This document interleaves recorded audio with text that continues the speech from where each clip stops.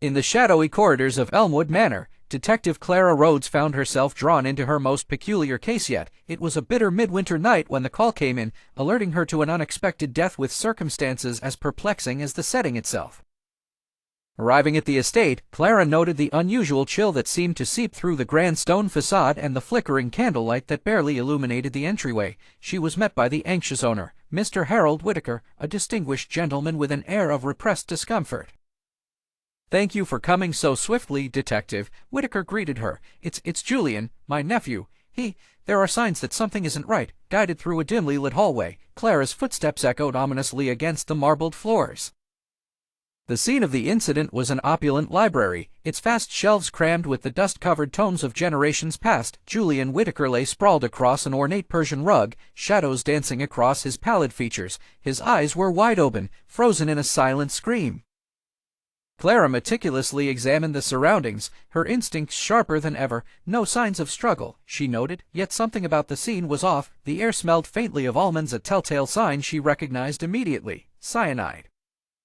"He was alone in here?" Clara inquired, her gaze unwavering from the confines of the crime scene. "Yes, Detective," replied Whitaker, the tremor in his voice betraying his stoic demeanor. "Julian often shut himself in here for hours, reading by the firelight, but tonight—" The detective knew the manor was isolated, miles from the nearest neighbor, and she understood the significance. In such a remote location, the intricacies of any untoward deed would be well concealed.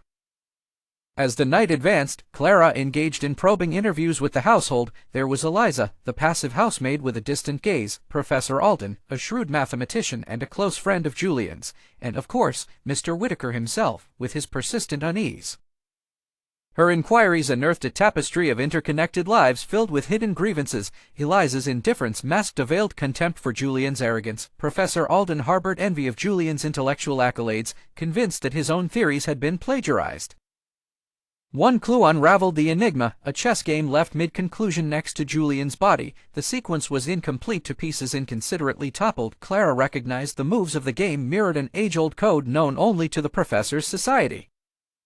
An ingenious lace of intellect, Clara mused aloud, piecing the puzzle together. Or perhaps just another trap. As dawn's first light crept into the manor, Clara's inquiries and observations pieced together a stark truth. The cyanide had been dissolved in Julian's brandy, served as a fateful toast to an unwritten victory posthumously claimed. Confronting Professor Alden, Clara revealed the cunning design behind the apparent accident, a cold, calculated move masked as a forgotten game. "In the end, Professor, the board was never yours to claim. You weaponized knowledge, but Julian was always 10 moves ahead." The tightening loop of justice closed around the professor as he stammered, unable to deny the checkmate before him. Stripped of his scholarly veneer, he crumbled under the weight of his own strategy. Elmwood Manor sighed under the revelations of the night. Clara Rhodes, a silhouette against the gentle light of a new day, left with the finality of truth secured behind her. Her mind, however, lingered in the echoes of the past, where the dark secrets of Elmwood had unwound with unexpected clarity.